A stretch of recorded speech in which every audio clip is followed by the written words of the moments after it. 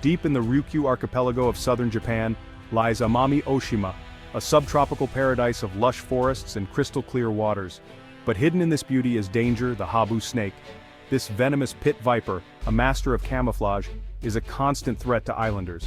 For generations, people here have learned to live with the habu, always alert, always cautious.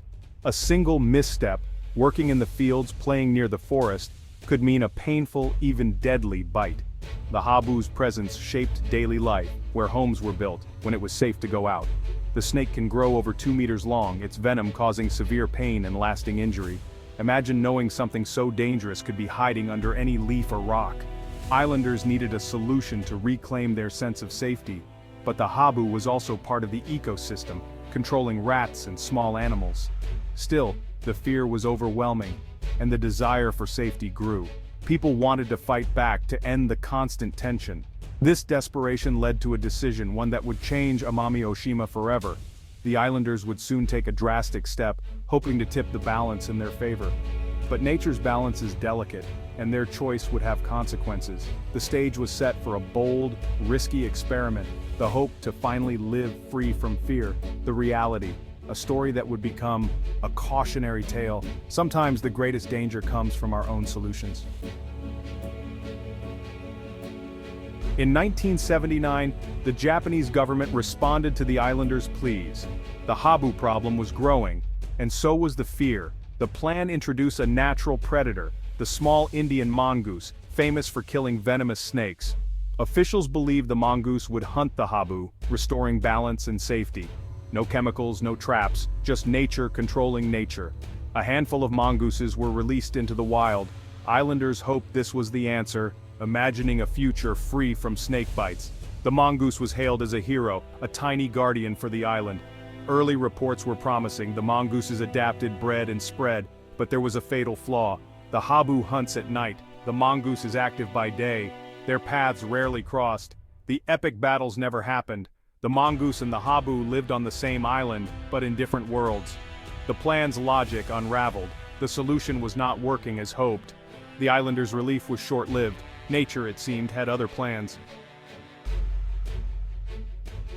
Optimism faded quickly.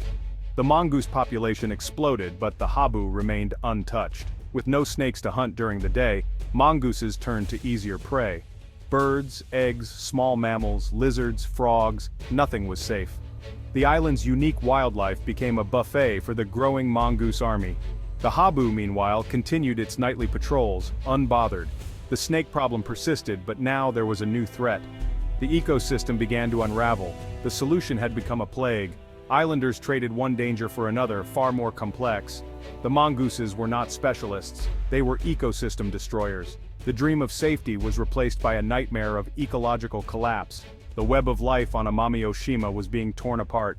The cost of intervention was becoming clear. The false dawn was over. The island faced a crisis of its own making. Sometimes the cure is worse than the disease. The consequences were catastrophic. With no natural predators, mongooses multiplied unchecked, 10,000 strong by 2,000.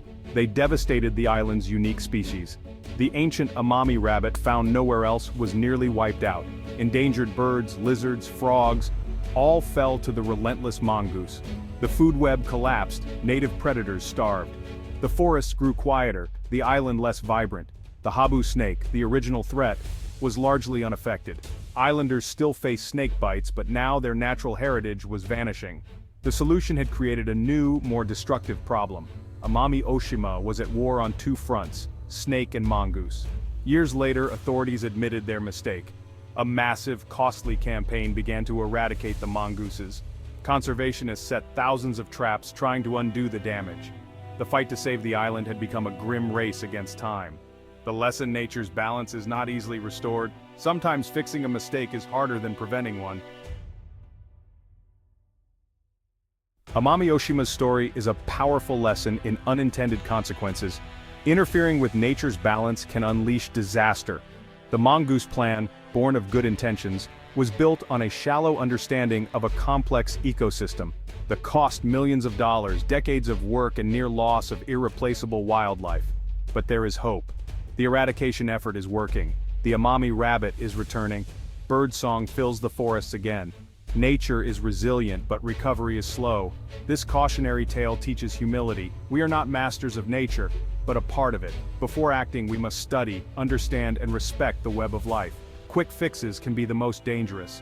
The wild is not a machine to be engineered. True survival depends on wisdom, patience, and respect for nature's complexity.